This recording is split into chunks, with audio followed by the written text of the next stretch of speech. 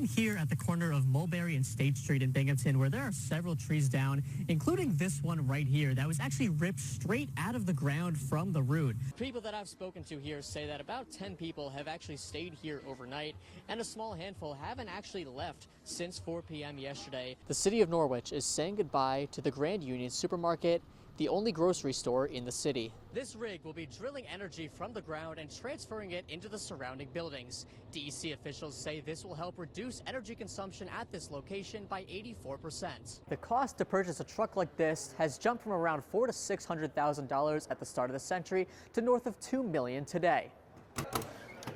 And those increases have trickle-down effects on a department's budget. So how does a state lose 1/3 of its volunteer firefighters in 25 years? Departments say one specific thing isn't driving this loss, but one aspect can't be ignored. 25% of residents around Chenango County are ages 65 and older. And with no assisted living facilities in the area, this project looks to keep residents in their communities. For decades, driving north on Main Street in Cortland has been prohibited.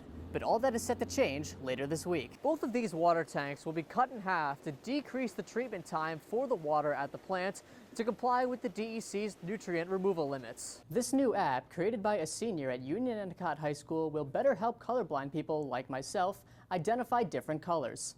And I'm here at the carnival on the carousel, which organizers of the fair say has gotten some big upgrades in the last year. It's just been an hour since we did that, and this thing is completely frozen. It is rock solid.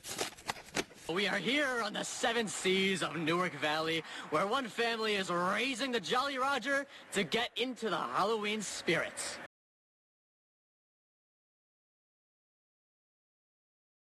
Residents and town officials in Oneonta have spent much of the last year in a fight for this parcel of land at 357 County Road 9, which was on track to become a new AI data center.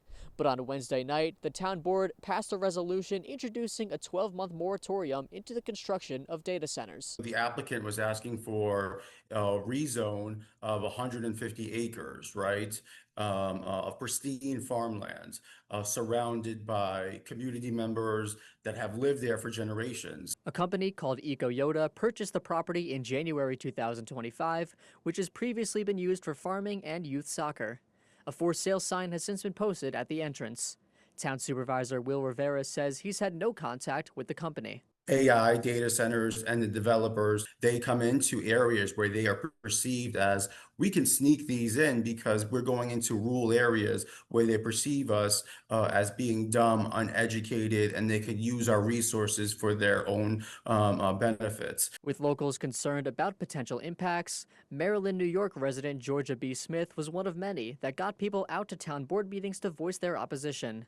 Smith started a petition that she says received 700 signatures. I was surprised and grateful. I think it is breaking through, like the kind of what's happening with the proliferation of data centers. Like people are paying attention even in, rural areas. Rivera says these voices, like those of resident Dave Frame and county legislator Eamon Hinchey, played a significant role in getting this resolution to the table. I think it was a good show of the town board representative government listening to their residents. It's really energizing in the current political landscape to see people rising up and doing things.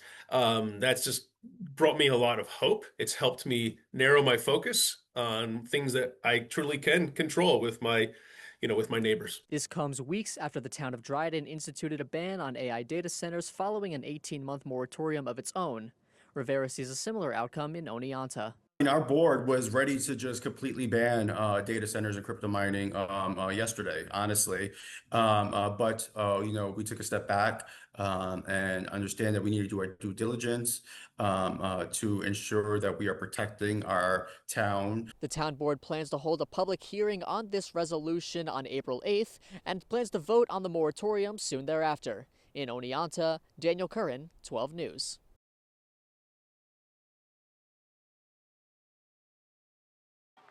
The southern tier is jumping into summer vacation.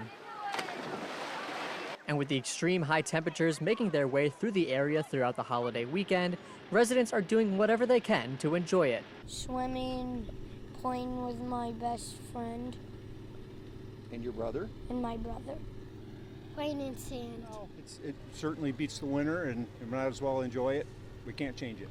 County and state parks in Broome County are expecting big crowds Saturday for the 4th of July and America's 250th birthday. Hundreds got an early start to the long weekend Thursday at Shenango Valley State Park. It's a beautiful area. There's a lot of natural things that you don't have in the cities, and it's 15 minutes from most of Binghamton.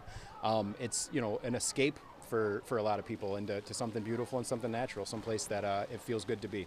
Park manager Michael Boyle says extra steps are being taken at the state level to keep people cool throughout the hot days. We try to make sure that our staff, that we have the majority of our staff on during these days.